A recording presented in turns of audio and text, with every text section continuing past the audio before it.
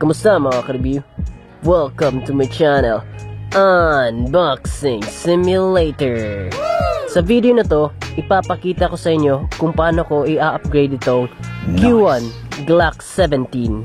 At shoutout nga pala kina Kent Abduhan, Mahatan G. Salek, Joshua Udela, The White Ship, John Garrett Jimena, Ashley Pellet Gun Reviews, Crypt, Tutorial Giro, Michael Marquez, Gael Saplig, Michael Aguilar, Oriente Junior Tanyag, Russell Ace Rendon, Andrew Val, Swift CODM, Longtrix Gaming, Imelda Cruz, Joseph Dion, Prince Jared, Snarf ETC, Gun Reviewer, at kay Tan David.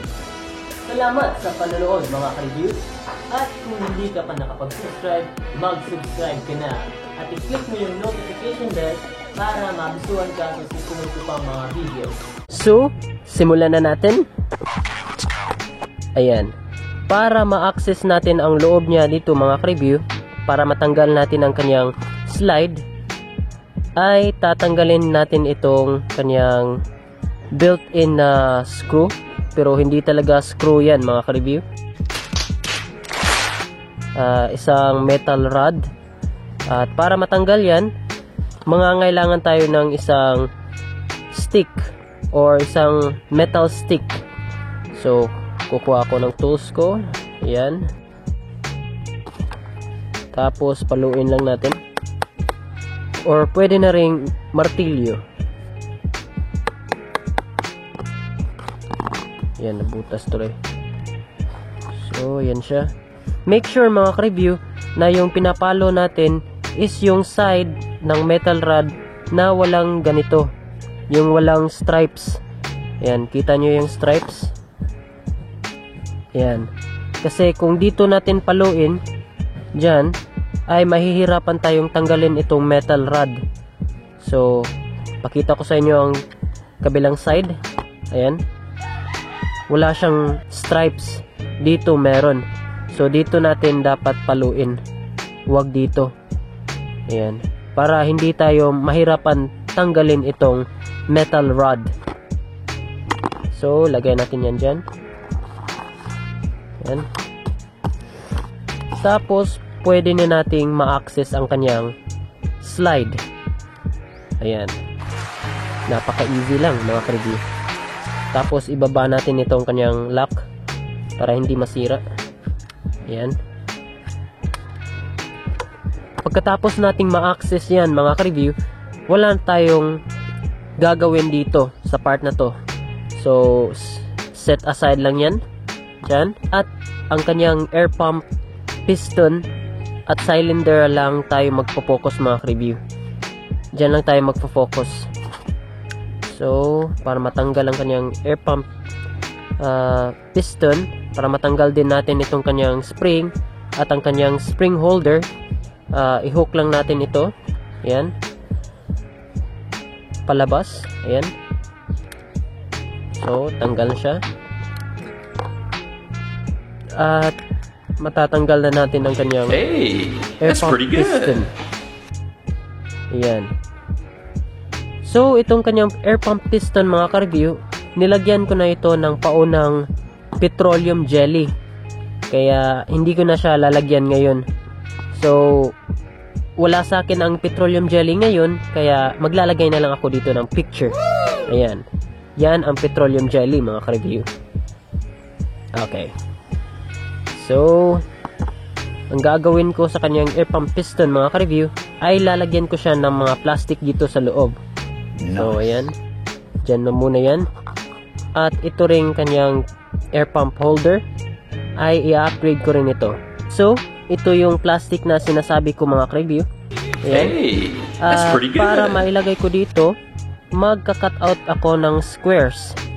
Ayan. Maliit lang na squares mga ka-review. At hindi na lang circle para madali ako makagupit ng maraming squares.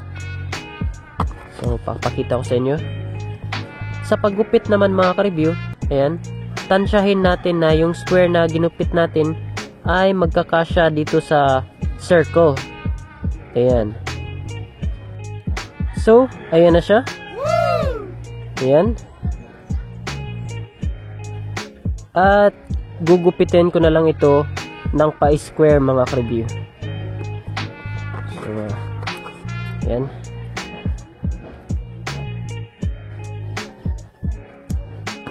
Ayan, square siya. Tapos ilagay natin sa loob. Nice. Make sure mga ka-review, dapat nakahiga yung nilagay natin sa loob. Hindi siya nakatagilid or nakatayo. Dapat nakahiga. Para walang problema kapag ilagay na natin ang spring. Ayan. So, damihan ko pa. Ayan na mga ka-review. Tapos na akong gumupit ng marami. Ayan.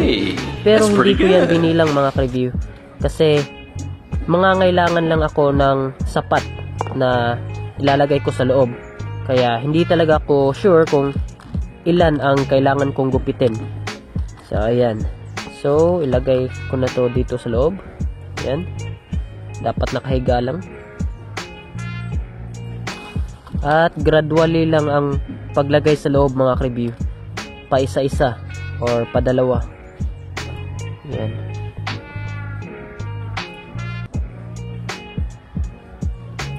Ayan, tumayo sila. So, balik ulit. Dapat nakahiga lang.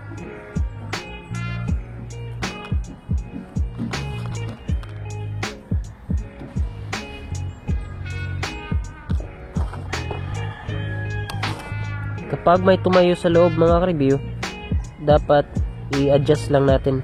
Ayan. Para malaman ko kung sakto lang yung nilagay ko dito sa air pump piston mga ka-review, ay ilalagay ko ito dito sa kanyang spring holder.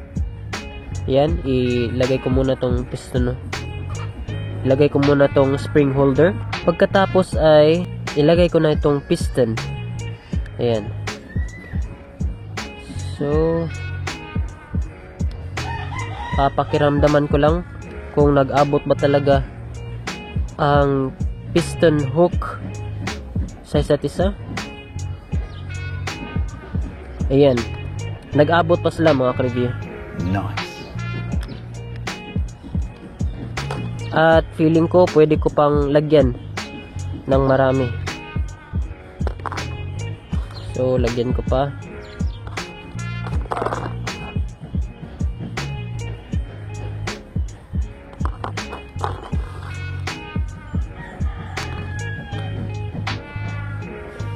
At hindi na sila nag-abot mga ka-review. Kaya ang gagawin ko, tatanggalan ko ng paisa-isa.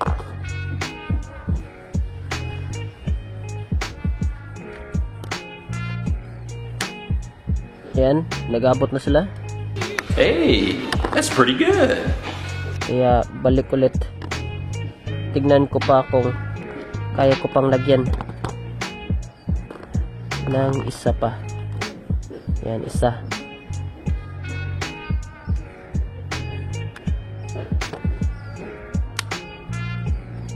Ayan mga ka-review, nag-abot ulit sila.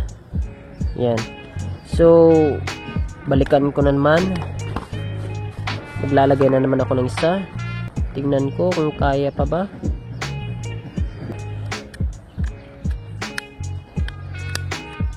Ayan mga ka-review, nag-abot pa rin sila. So, feeling ko tama na yung nilagay ko mga ka-review. Kaya bibilangin ko kung ilan ang nailagay ko sa loob.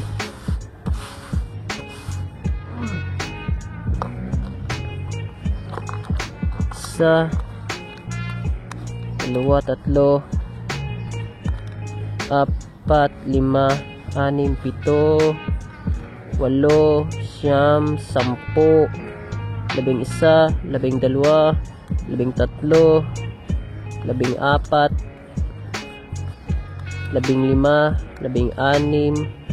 16, 17, 18, 19. Ayan, 19 mga ka-review ang nailagay ko. Pero magdedepende yan mga ka-review kung gaano kakapal ang plastic na ginamit nyo. Ayan, Itong sa akin ay parang plastic folder na kapal mga ka-review. Ayan. Mas makapal pa to sa paper. So, balik ko na siya.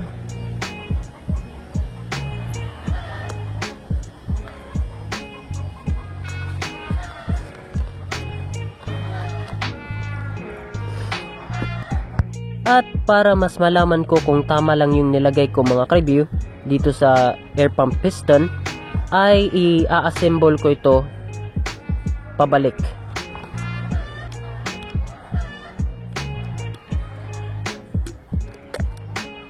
Yan. Kita nyo yan mga ka-review. Umapaw na yung spring dito. Hey, that's pretty good. Kanyang slide. Yan. So, ang mangyayari niyan ay mapipressurize ng matindi ang kanyang spring. So, ayan. Kita Nice. nyo, na-pressurize na siya. Kahit hindi pa natin kinasa. At by the way, mga ka-review, sa pagkabit nitong spring holder, dapat itong crescent, itong shape na paganyan. Kita nyo yung shape na paganyan? Dapat nasa baba, ayan. Diyan, dapat nasa baba. Dapat nakaganito. Tapos, itong straight na shape, dapat nasa itaas yan. Hindi sa baba. Hindi yan pwede, mga ka-review. Kasi hindi mag-aabot ang piston hook at itong piston hook catcher. Kapag ito ang nilagay nyo sa baba, itong straight na line. Ayan. So, dapat itong shape na to ang ilagay dito sa baba. So, pag ganyan siya. So, obviously, ganito din dito. At ibalik natin siya. Ayan. Ayos. Tapos, slide lang natin.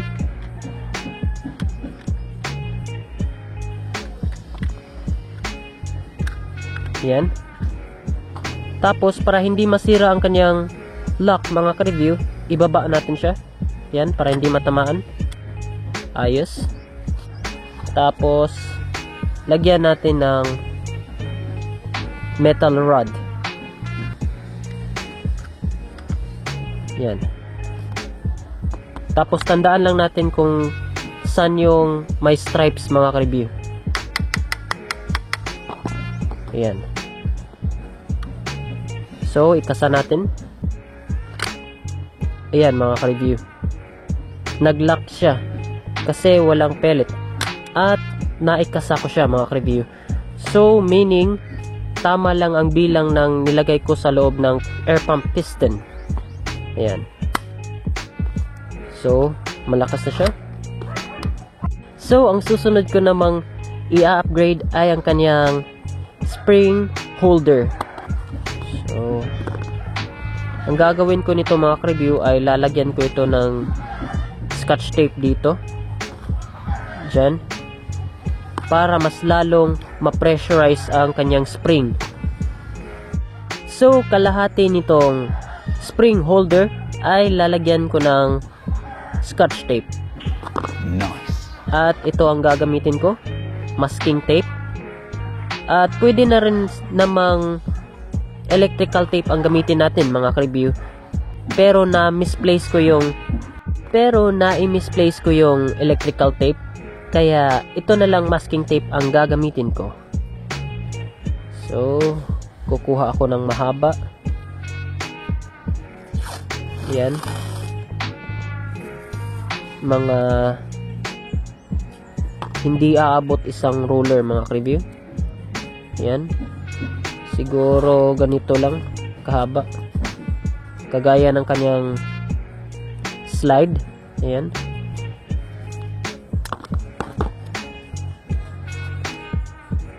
At pagkatapos ay tatansya ko. So, kasing tulad din sila ng spring holder. So, ang kailangan ko ay hahatiin ko na lang ito sa dalawa.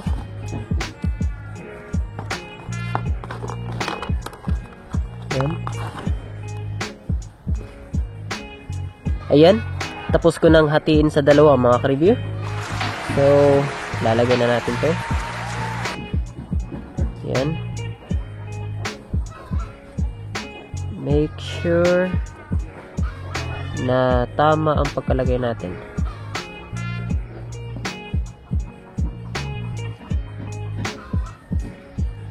So, ayan. Yan na muna.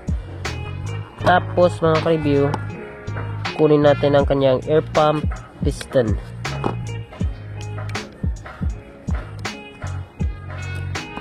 Kasi tatansya natin kung gaano kahaba ang ilagay natin dito. Gaano kakapal. So, kapalan pa natin.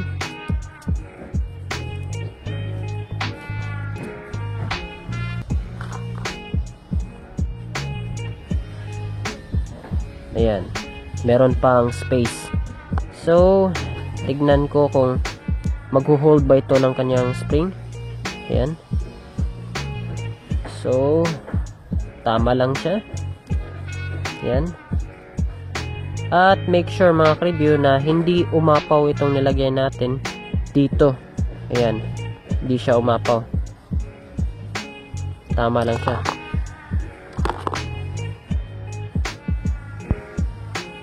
Yan. Make sure na hindi madidisturb yung nilagay natin sa air pump piston. Ayan. At ilagay na natin to. At make sure din na ganyan ang pagkalagay. Ayan. So, mape-pressurize na ng matindi itong kanyang spring mga ka-review. Ayan. Nahihirapan na akong ibalik. Ayan. Pero careful lang na hindi tumilapon mga ka-review. Kasi kapag tumilapon, baka masira. Ayan. Naikabit ko na siya. So, pressurize na talaga ang kanyang spring mga ka-review. Pero mga ka-review, pwede ring kaunti lang yung ilagay nyo dito. Kahit kalahati lang nitong nilagay ko, pwede na rin yun. At depende lang yun sa inyo kung ano ang gusto nyo.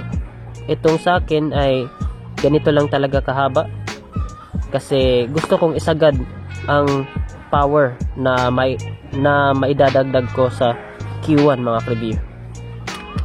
So, ibalik ko na siya. At i-test ko kung maikakasa ko pa ba siya.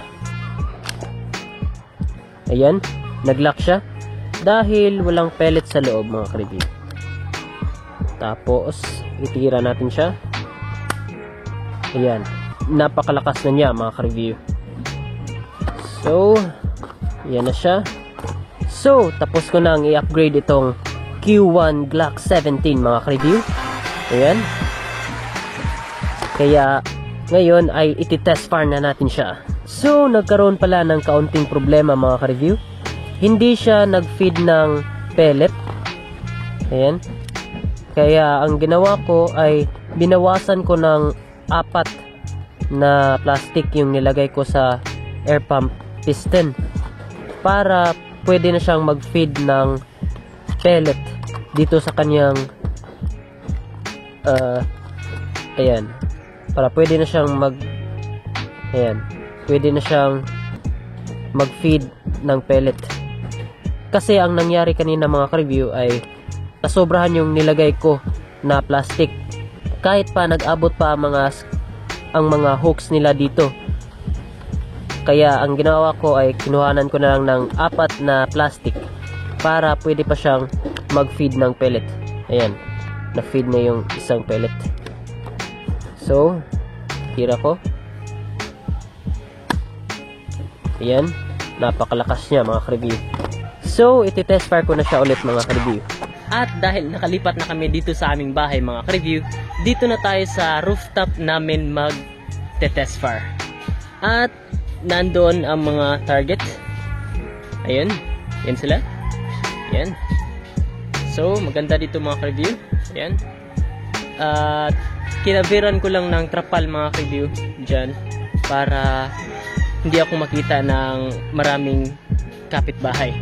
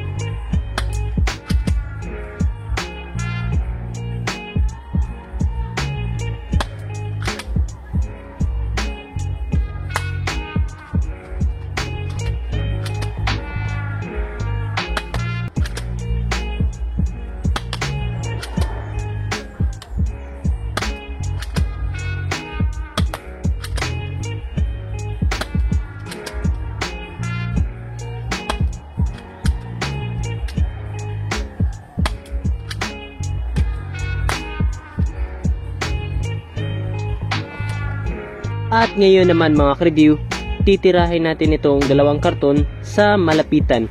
Tingnan natin kung kaya bang butasin itong upgraded Q1 itong 2 karton.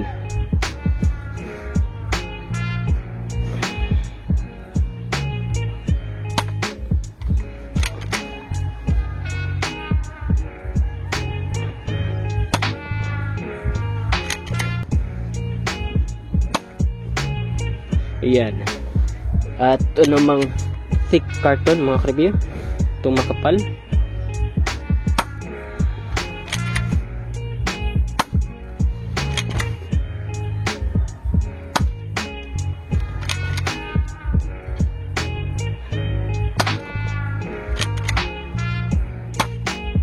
At ito na ang resulta ng ating test run mga ka-review. Dito sa slim na carton, ayan, ay walang tumagos na pellet mga ka-review sa ganun kalayo na range. Ngunit nung tinira ko ito sa malapitan ay nakaya naman niyang butasin. Ayan, apat na tira. Tapos dito naman sa thick carton mga ka-review, ayan, makapal, ay sa ganun na layo na range wala ring tumagos na pellet. Ngunit nung tinira ko ito sa malapitan ay napuruhan ng sobra ang harapan niya. Ayan, dumikit tuloy yung pellet. Ayan, at nagkaroon pa ng markings dito. Ayan, pero hindi nga lang nabutas tulad nitong slim carton. At kung napapansin niyo ang accuracy kanina mga ka-review, ay kaunti lang yung mga tira na tumama dito sa ating mga target, kasi sa ganun kalayo na range mga ka-review ay nahahagip na ng hangin yung pellet. Kaya kailangan ko talagang i-aim ng maigi ang Q1 para matamaan itong mga target. So naapektuhan talaga ng hangin ang lipad ng mga BBs. Especially kung low grade pellet lang ang gagamitin natin. Kasi magaan lang yun, hindi mabigat. Yung precision pellet kasi mga ka-review ay may kabigatan sila. Kaya hindi sila madaling nahahagip ng hangin. So kung i-rate ko ang accuracy niya gamit ang low grade na pellet mga ka-review, nasa 7 out of 10. At para mas malaman natin kung lumakas na ba talaga ng kaunti itong Q1 mga ka-review, ay ititira natin ito sa sahig. Tingnan natin kung kaya pa rin ba niyang bumiyak ng isang low grade na pellet. Ayan, nahati mga ka-review. So isa pa.